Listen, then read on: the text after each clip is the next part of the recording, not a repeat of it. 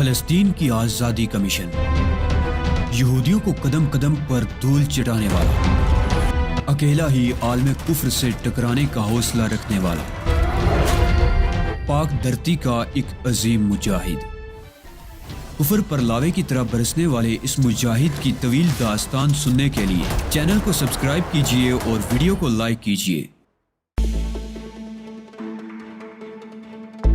اپنے پیسوں کے علاوہ میں نے ٹارمنڈو کے پیسے بھی جیب میں ٹھونسے اور واپسی کے لیے پلٹ پڑا۔ پولیس کاریں اب بہت نزدیک آ گئی تھیں، شاید وہ بنگلے کے احاطے میں داخل ہو رہی تھی، اور جب تک میں دوبارہ نچلی منزل پر پہنچا پولیس کاریں نہ صرف رک چکی تھیں بلکہ انہوں نے کال بیل کا بٹن بھی دبا دیا تھا۔ میں بری طرح گر گیا تھا۔ پولیس چونکہ فائرنگ کی اطلاع پا کر یہاں پہنچی تھی، اس لیے امکان تھا کہ وہ بنگلے کو گھیرے میں لے لیں گے۔ سوچنے سمجھنے کا وقت نہیں تھا، تیزی سے عمل کرنے کا وقت تھا۔ میں ان کے نرغے سے محض اپنی رفتار کے بل پر ہی نکل سکتا تھا، ورنہ ایک بار وہ مجھے گھیرنے میں کامیاب ہو جاتے تو کم از کم فوری طور پر ان کی گرفت سے بچنا میرے لیے محال ہو جاتا۔ بعد میں اگر فرار ہونے کا موقع مل جاتا تو وہ اور بات ہوتی۔ میں نچلی منزل پر رکے بغیر عقبی دروازے کی طرف بڑھا۔ میں دل ہی دل میں دعا کر رہا تھا کہ عقبی دروازہ مکفل نہ ہو، اور اس وقت میں خوشی سے نہال ہو گیا جب میں نے عقبی دروازے کو غیر مکفل پایا، صرف اندر سے چٹخنی لگی ہوئی تھی۔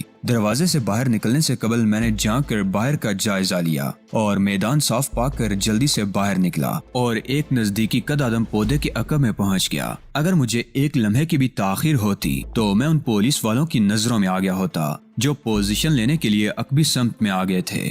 ان کا انداز واقعی ایسا تھا جیسے وہ ڈاکوؤں کو گھیرے میں لے رہے ہوں۔ میں سانس روک کر انہیں دیکھنے لگا۔ اتنی چاندنی تو تھی کہ کچھ فاصلے تک صاف دیکھا جا سکتا تھا۔ مجھے اگر بر وقت آڑ نہ مل جاتی تو مرتے وقت وہ ضرور مجھے دیکھ لیتے۔ وہ دو پولیس والے تھے اور ایک شاید ہیڈ کانسٹیبل تھا۔ ہیڈ کانسٹیبل نے ان دونوں کو ہدایات دی اور انہیں متعین کر کے واپس چلا گیا۔ دونوں کے ہاتھوں میں خودکار رائفلیں تھیں اور رخ بنگلے کی طرف تھا، تاہم دونوں کے انداز میں بے پرواہی تھی۔ کیا مصیبت ہے، ایک نے جلائے ہوئے انداز میں کہا۔ فائرنگ کرنے والے کیا ہمارے انتظار میں اب تک اندر بیٹھے ہوں گے؟ میں نے دل ہی دل میں اس کی ذہانت کی داد دی۔ وہ واقعی درست کہہ رہا تھا۔ ہمیں کیا؟ دوسرے کانسٹیبل نے کہا۔ ہمیں تو احکامات کی بجا آوری سے غرض ہونی چاہیے۔ میں ایسی فرض شناسی کے خلاف ہوں جس میں آدمی کو عقل کے منافی کام کرنا پڑے۔ عقل استعمال کرو گے تب بھی اتنی ہی تنخواہ ملے گی جتنی عقل استعمال کیے بغیر ملتی ہے۔ نہیں یار، ذرا غور تو کرو۔ اگر کوئی بنگلے میں ہوتا تب بھی سائرن سن کر فرار ہو گیا ہوتا یا ہمارے انتظار میں بیٹھا رہتا۔ کیوں دماغ خراب کر رہے ہو؟ اگر کوئی اندر نہیں ہوگا تو ہمارا کیا جاتا ہے، بلکہ یہ ہمارے لیے اچھا ہی ہے۔ خام خواہ مقابلہ کرنے سے تو بچیں گے۔ پہلا کانسٹیبل بڑبڑا کر خاموش ہو گیا اور میں پلٹ کر عقبی دیوار کی طرف دیکھنے لگا جو زیادہ بلند نہیں تھی، مگر اس تک پہنچنا بھی مسئلہ تھا۔ دیوار مجھ سے کم از کم 6 فٹ کے فاصلے پر تھی۔ میں اپنی جگہ چھوڑتا تو کسی کی بھی نظروں میں آ سکتا تھا۔ میں نے کسی مناسب موقع کا انتظار کرنے کا فیصلہ کرنے میں عافیت جانی۔ چند ہی منٹ بعد ایک سارجنٹ آتا دکھائی دیا، اس کے ساتھ چند سپاہی بھی تھے۔ تمام کھڑکیاں اور دروازے چیک کرو، اس نے سپاہیوں کو حکم دیا۔ شاید کہیں سے اندر داخل ہونے کا راستہ مل جائے۔ وہ سامنے والے راستے کی طرف سے مایوس ہو کر اس طرف آئے ہوں گے۔ صدر دروازہ تو مکفل تھا اور اندر کوئی نہیں تھا جو دروازہ کھولتا۔ 2 منٹ کے اندر اندر انہوں نے عقبی دروازہ دریافت کر لیا جو کھلا ہوا تھا۔ اس دریافت نے ان میں سنسنی سی پھیلا دی اور پھر سارجنٹ کے حکم پر کئی سپاہی دوڑتے ہوئے بنگلے کے اندر گھس گئے۔ کچھ باہر ہی رک گئے تھے، مگر اب ان کی توجہ عقبی دروازے کی طرف تھی اور وہ کسی غیر معمولی وقوع کی توقع کر رہے تھے۔ یہ موقع میرے لیے بہت غنیمت تھا۔ اس سے فائدہ نہ اٹھاتا تو شاید اس کے بعد کوئی اور موقع نہ مل پاتا۔ انہیں اندر کوئی نہ ملتا تو پھر ان کی توجہ باہر کی طرف ہی مرکوز ہوتی۔ چونکہ تمام لوگوں کی توجہ دروازے پر مرکوز تھی، اس لیے میں نے دھڑکتے دل کے ساتھ اپنی جگہ چھوڑی اور عقبی دیوار کی طرف بڑھ رہا تھا۔ چاند ایسے زاویے پر تھا کہ اس کی روشنی براہ راست مجھ پر نہیں پڑ رہی تھی۔ دیوار کے نزدیک پہنچ کر کھڑے ہونے سے قبل میں نے پلٹ کر دیکھا، اب بھی ان میں سے کوئی اس طرف نہیں دیکھ رہا تھا۔ میں تیزی سے کھڑا ہوا اور عقبی دیوار پر چڑھ گیا۔ بدقسمتی سے اسی وقت کسی نے پلٹ کر دیکھا اور مجھ پر نگاہ پڑتے ہی وہ زوردار آواز کے ساتھ چیخا۔ وہ رہا۔ پھر اس نے چیخ کر مجھ سے کہا، رک جاؤ ورنہ ہم تمہیں گولی مار دیں گے۔ اتنی مہلت بہت تھی۔ اس کا جملہ مکمل ہونے سے قبل ہی میں دوسری طرف کود چکا تھا۔ پولیس والوں نے بھی فائرنگ کرنے میں تعامل نہیں کیا، مگر مجھے للکارنا ان کی غلطی تھی۔ جتنی دیر میں ان کی للکار مکمل ہوئی اتنی دیر میں تو میں دوسری طرف پہنچ چکا تھا۔ گولیاں میرے اوپر سے نکل گئیں۔ लगातार फायरिंग की आवाजों ने इलाके का सुकून दरम भरम कर दिया था। जमीन पर गिरते ही मैंने बड़ी फुर्ती से खुद को संभाला और दाईं तरफ दौड़ लगा दी। अकबी गली ना हमवार थी और हमवार सड़क के मुकाबले में यहाँ दौड़ना दुश्वार साबित हो रहा था। मुझे 2-3 बार ठोकर लगी और मैं गिरते गिरते बचा। उधर पुलिस वाले अब दीवार पर चढ़कर मुझ पर फायरिंग करने की कोशिश कर रहे थे, मगर मैं बंगलों की दीवारों से करीब रहकर दौड़ रहा था, इसलिए उनकी कोशिशें रायगां साबित हो रही थी। मैंने बाज बंगलों की खिड़कियां खुलने की आवाजें भी सुनी थी। मैं शदीद खतरे में गिर गया था, एक ऐसा खतरा जिससे निकलना महाल था। मुझे गिरफ्तारी से कोई नहीं बचा सकता था। वाहिद सूरत यह थी कि मुझे कोई पनाहगाह मुयस्सर आ जाती। मैं अगरचे खासी तेज रफ्तारी से दौड़ रहा था, मगर इस तेज रफ्तारी की कोई वक़्त नहीं थी। जदीद तरीन साजो सामान से लैस पुलिस को धोखा देकर निकल जाना नामुमकिनात में से था और मुझे इस बात का पूरी तरह एहसास था। मुझे ये भी मालूम था कि जितना ज्यादा वक्त गुजरता जाएगा मेरे बच निकलने के इम्कानात उतने ही कम होते चले जाएंगे। यही वजह थी कि मैंने दौड़ते दौड़ते रुककर एक निगाह अकब में डाली और जब मुझे अपने अकब में कोई नजर नहीं आया तो मैंने एक और बंगले की अकबी दीवार फलांगने में एक लम्हे की भी ताखीर नहीं की।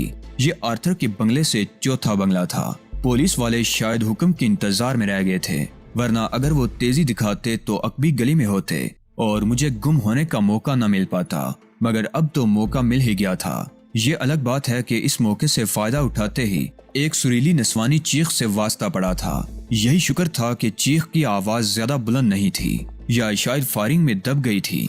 मैंने चौंक कर देखा, वो एक सर्वेंट क्वार्टर था जिसके दरवाजे पर वो खड़ी हुई थी और उसने चीख दबाने के लिए अपने मुंह पर हाथ रख लिया था। अंधेरे के बायस उसके खदो खाल वाज़े तौर पर दिखाई नहीं दे रहे थे।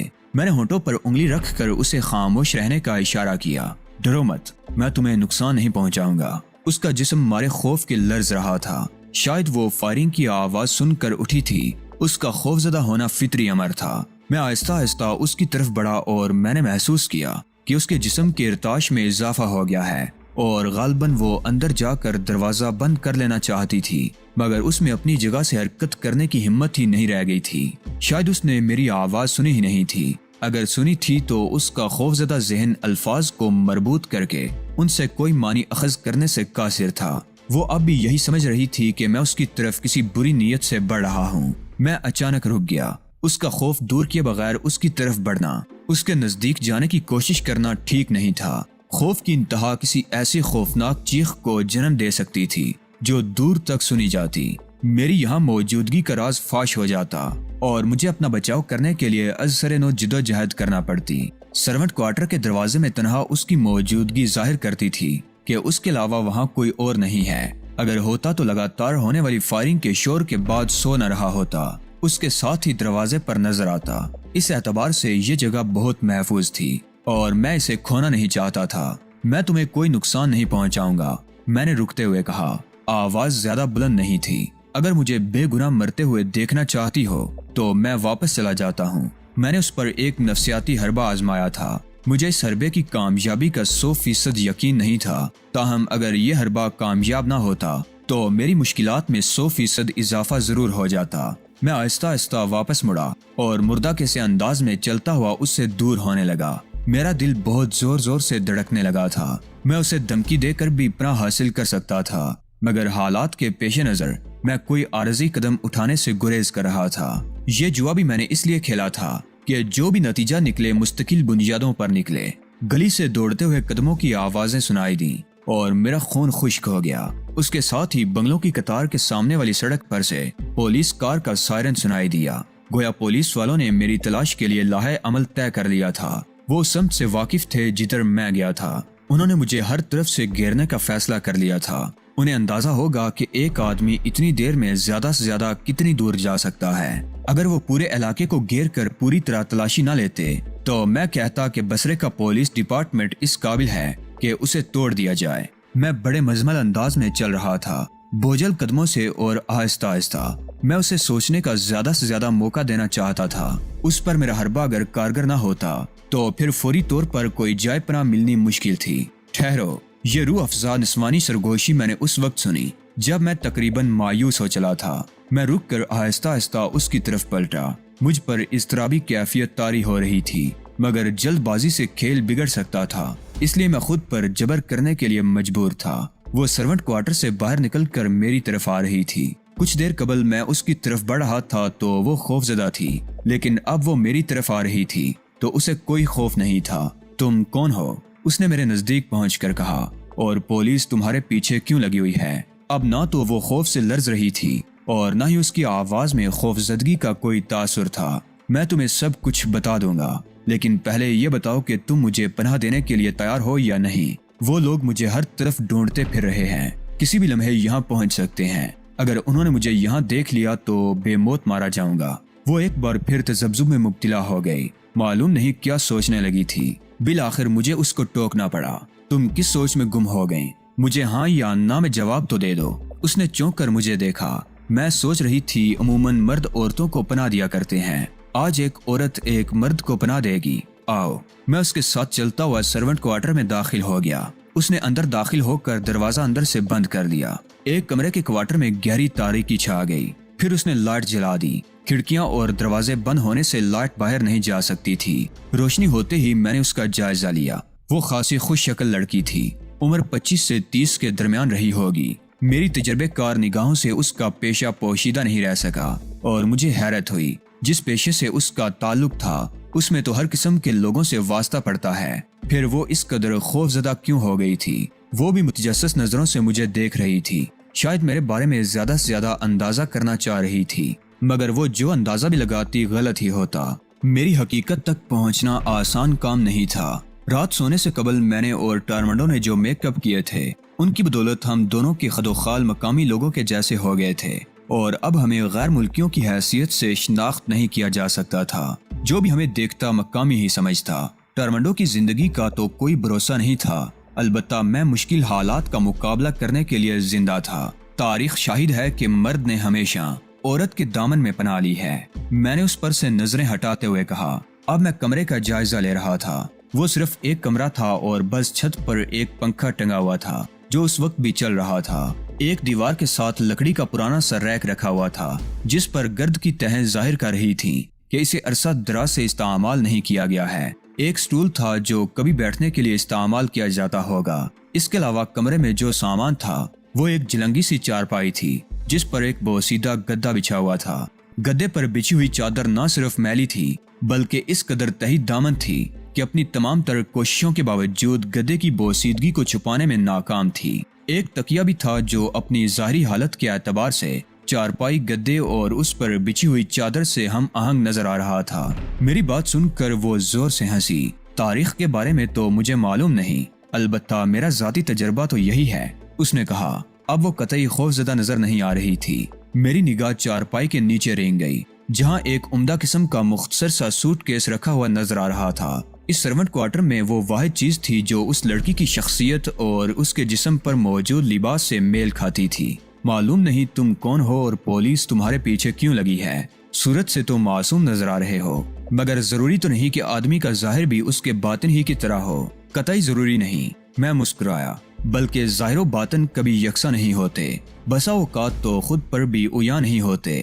آدمی خود کو دریافت کرتے کرتے ہی چل بستا ہے۔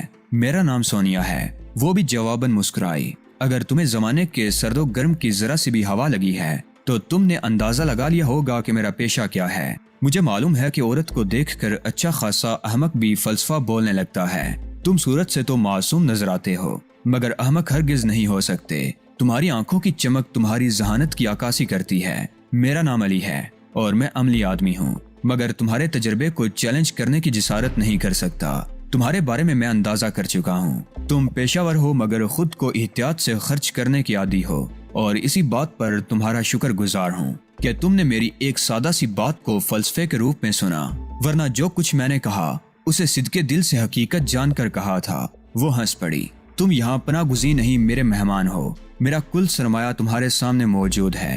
مجھ سے کسی بڑی میزبانی کی توقع مت رکھنا۔ اس کے لہجے میں ہلکی سی شوخی تھی۔ بڑی مہربانی کی توقع تو رکھ سکتا ہوں، میں نے معنی خیز لہجے میں کہا، حالانکہ اس سے بڑی مہربانی تو تم پہلے ہی کر چکی ہو۔ وہ افسردہ سی ہو گئی۔ تم دیکھ رہے ہو کہ میں نے اب تک تم سے بیٹھنے کو بھی نہیں کہا۔ سمجھ میں نہیں آتا تمہیں کہاں بٹھاؤں۔ مجھے اپنے دل میں بٹھاؤ، آنکھوں میں جگہ دو۔ اس کوٹری میں تو میں اپنی جگہ خود بنا سکتا ہوں۔ میں نے گرد آلود سٹول کھینچ کر بلا تکلف اس پر بیٹھتے ہوئے کہا، کیا تم میرا مضحکہ اڑا رہے ہو؟ اس نے غصیلے لہجے میں کہا، اتنا گیا گزرا بھی نہیں ہوں کہ اپنے محسنوں کا مذاق اڑاتا پھروں۔ میں نے سنجیدگی سے کہا، تو پھر تمہاری اس بات کو کیا سمجھوں؟ کسی ہوش مند سے یہ توقع نہیں کی جا سکتی کہ وہ کسی ایسی عورت کے دل میں بسنے کی خواہش کرے جو روز ایک نئی آغوش کی زینت بنتی ہو۔ اگر ہوش مندی اسی کا نام ہے تو میں باز آیا۔ میں نے دونوں کانوں کو ہاتھ لگائے۔ معاشرہ جتنی عزت ان لوگوں کو دیتا ہے جو بغیر کسی مجبوری کے صرف اپنی دولت کے بل پر کسی کی مجبوریاں خریدتے ہیں، میری نظر میں ایسے لوگ ان صاحب ثروت لوگوں سے کہیں زیادہ محترم ہوتے ہیں، اور مجبوریاں خریدنے والے میری نظروں میں حشرات الارض سے بھی زیادہ بے وقت ہوتے ہیں۔ وہ ایک جھٹکے سے جلنگی چارپائی میں گر گئی۔ تم انتہائی خطرناک آدمی معلوم ہوتے ہو، اس نے مجھے گورتے ہوئے کہا۔ پولیس تمہارے پیچھے ہے اور تم اتنے سکون سے یہاں بیٹھے باتیں بنا رہے ہو۔ صرف میرے پیچھے نہیں ہے سونیا خانم، اس وقت تک پورا علاقہ گھیرے میں لیا جا چکا ہوگا، اور کچھ عجب نہیں کہ ہر گھر کی تلاشی بھی لی جائے۔ ایسی کون سی واردات کر کے بھاگے ہو کہ تمہاری خاطر پولیس اتنی درد سری مول لے لے گی؟ ایک غیر ملکی قتل ہو گیا ہے اور دوسرا شدید زخمی، اس کا جاں بر ہونا ممکن معلوم نہیں ہوتا۔ دونوں قتل تم نے ہی کیے ہیں۔ وہ بوکھلا کر کھڑی ہو گئی۔ بوکھلائی ضرور تھی مگر خوفزدہ نظر نہیں آ رہی تھی۔ میرے پاس تو ایک قلم تراش چاقو بھی نہیں ہے۔ میرا قصور تو صرف اتنا ہے کہ میں اس بنگلے میں پھنس کر رہ گیا تھا، خود بھی قتل ہوتے ہوتے رہ گیا، اور جب پولیس آئی تو ان کی نظروں میں آ گیا۔ اگر وہ مجھے گرفتار کرنے میں کامیاب ہو گئے تو میں کسی طرح بھی اپنی بے گناہی ثابت نہیں کر سکوں گا۔ تم نے مجھے مطمئن کرنے کے لیے یہ کہانی گڑھی ہے، ورنہ در حقیقت تم نے ہی ان دونوں کو قتل کیا ہوگا۔ تو تمہیں یقین نہیں آیا؟ میں نے ایک طویل سانس لے کر کہا، ہاں یہ حقیقت ہے کہ میں جھوٹ بول رہا تھا۔ ان دونوں کو میں نے ہی قتل کیا ہے، اور سوچ رہا ہوں کہ کیوں نہ تمہیں بھی قتل کر دوں۔ میرا دل بہت کمزور ہے، مجھے ڈراؤ مت۔ وہ خوفزدہ سے انداز میں ہنسی۔ نہیں، تم جھوٹ بول رہے ہو، تم نے کوئی قتل نہیں کیا۔ تم کہہ رہی ہو تو پھر یہ ٹھیک ہی ہوگا، میں نے بڑی سعادت مندی سے کہا اور سر جھکا لیا۔ یہ کیا بکواس ہے؟ وہ چڑ کر بولی، آخر تم مجھے سچی بات کیوں نہیں بتاتے؟ پہلے سچی بات بتائی تھی، اس پر تم نے یقین نہیں کیا، پھر جھوٹا الزام اپنے سر لیا۔ تم اس پر بھی یقین کرنے کو تیار نہیں۔ اب تم ہی بتاؤ کہ میں کیا کروں؟ میں نے بے بسی سے کہا، تم شاید مجھ سے خطرہ محسوس کر رہے ہو، اس نے تلخ لہجے میں کہا، اور ٹھیک ہی کر رہے ہو۔ مجھ میں ایسے کون سے سرخاب کے پر لگے ہوئے ہیں کہ تم مجھ پر یقین کر لو؟ شاید تم آرتھر نامی شخص سے واقف ہو جو یہاں سے چوتھے بنگلے میں رہتا ہے۔ میں اور میرا دوست اس کے ہاں ٹھہرے ہوئے تھے۔ ہمارے سونے کے بعد چند نامعلوم افراد گھر میں گھس آئے۔ انہوں نے آرتھر کو ہلاک کر دیا۔ میں اپنے دوست کے ساتھ دریافت حال کے لیے کمرے سے نکلا تو ان لوگوں نے ہم پر بھی فائرنگ کی۔ بدقسمتی سے گولی میرے دوست کو لگی اور اس کو مہلک زخم آیا۔ میں محض اپنی خوش قسمتی کی وجہ سے بچ گیا۔ فائرنگ کی آواز سن کر کسی نے شاید پولیس کو فون کر دیا، جو فوراً ہی آن پہنچی۔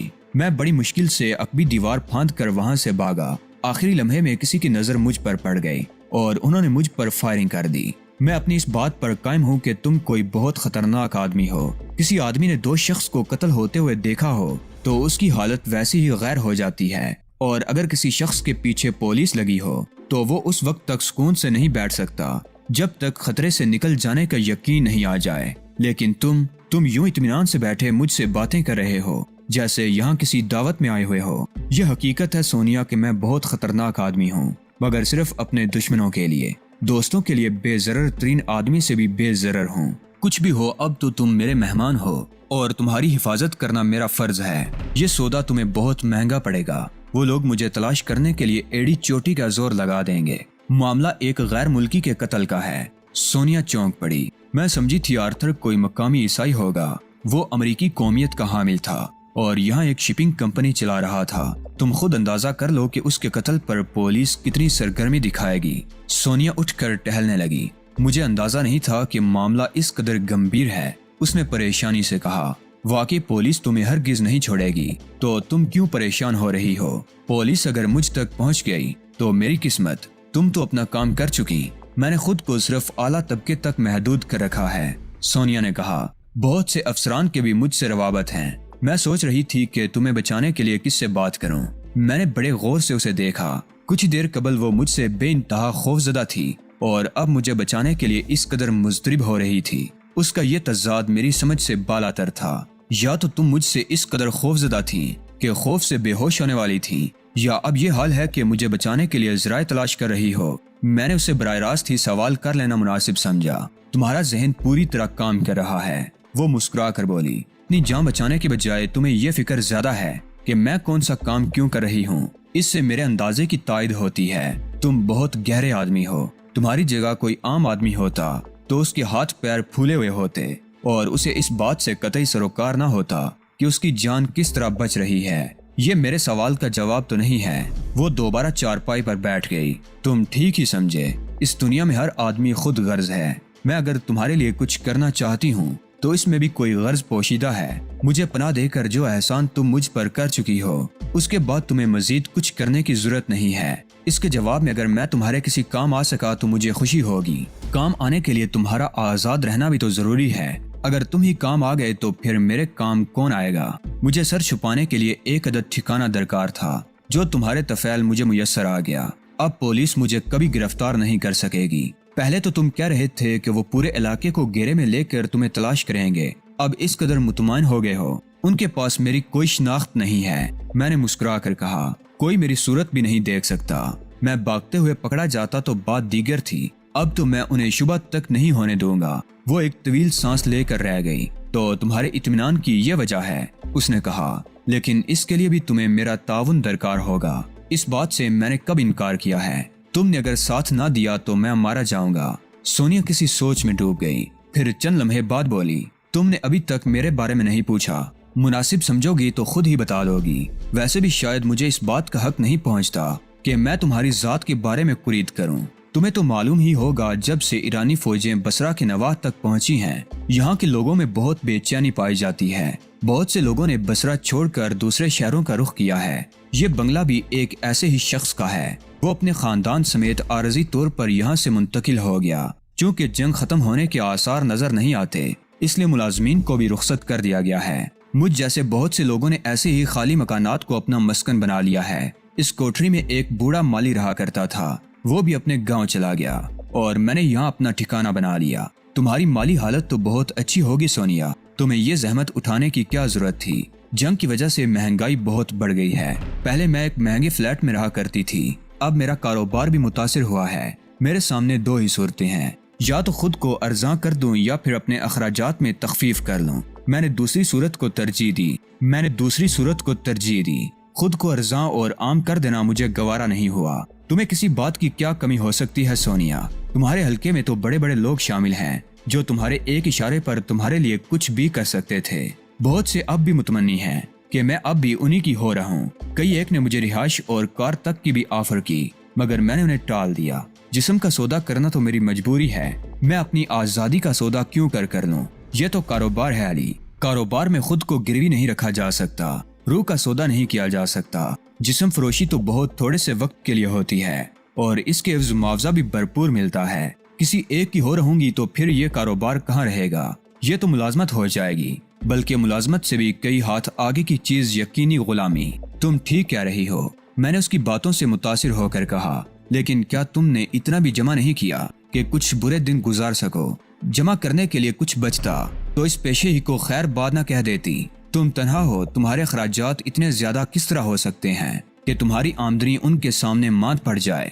میں نے حیرت سے کہا، میرے والدین زندہ ہیں۔ اس نے دھیمی آواز میں کہا، 11 بہن بھائی ہیں۔ میرے والدین کا پیشہ زراعت ہے، دیگر بہت سے کسانوں کی طرح وہ بھی زمینداروں کے قرضوں میں جکڑے ہوئے ہیں۔ کبھی ہماری زمینیں ہوا کرتی تھیں، کچھ بھی نہیں بچا۔ مجھے نہیں معلوم یہ نقصان کس طرح شروع ہوا تھا، لیکن میرے والد کو قرض کی ضرورت پڑی تھی، جو انہوں نے اس خیال سے سود پر لے لیا تھا کہ آئندہ فصل پر ادا کر دیں گے، مگر ایسی کوئی خوش نصیب فصل کبھی نہیں آئی جس کے ذریعے قرض سے مکمل چھٹکارا حاصل ہو پاتا۔ میں نے جب سے ہوش سنبھالا ہے گھر میں تنگ دستی کا دورہ پایا ہے۔ میں نے اپنے والدین کا سہارا بننے کا فیصلہ 18 سال کی عمر میں کیا تھا۔ میں گھر سے فرار ہو گئی تھی۔ شہر آ کر میں نے بڑے بڑے دھوکے کھائے اور بالآخر اب میں دھوکہ دینا سیکھ گئی ہوں۔ میں نے لوگوں کی جیبیں ہلکی کرنے کا ہنر سیکھ لیا ہے۔ میرے والدین سمجھتے ہیں کہ ان کی بیٹی کو شہر میں کوئی عمدہ ملازمت مل گئی ہے۔ جنگ کی وجہ سے حالات خراب نہ ہو گئے ہوتے تو شاید میں اپنے والدین کو قرض کے اس بوجھ سے بہت پہلے آزاد کر چکی ہوتی، مگر اب بھی کچھ نہیں بگڑا۔ زیادہ سے زیادہ 1 آدھ سال اور لگے گا۔ میں خاموش تھا اور وہ بھی خاموش ہو گئی تھی۔ पुलिस वालों की तरफ से लाउड स्पीकर पर ऐलान किया जा रहा था कि एक खतरनाक मुजरिम फरार हो गया है। लोग अपने घरों ही में रहें और दरवाजे खिड़कियां अच्छी तरह बंद रखें।